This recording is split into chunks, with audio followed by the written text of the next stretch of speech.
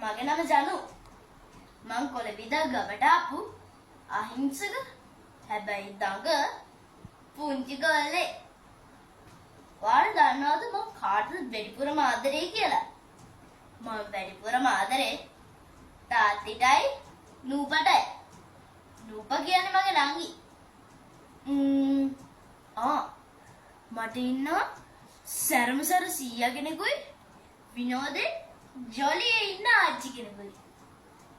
සිනායි කතාවේ ජූනි 7 වෙනිදා ඉඳන් හවස 4:55ට ටීවී දෙරණ නාලිකාව තුලින් අපි ඕගොල්ලෝගේ ආලින්දයට එනවා. මතකයි මේ වෙලාව? හවස 4:55 ඉඳන් සුන්දර පැයක්.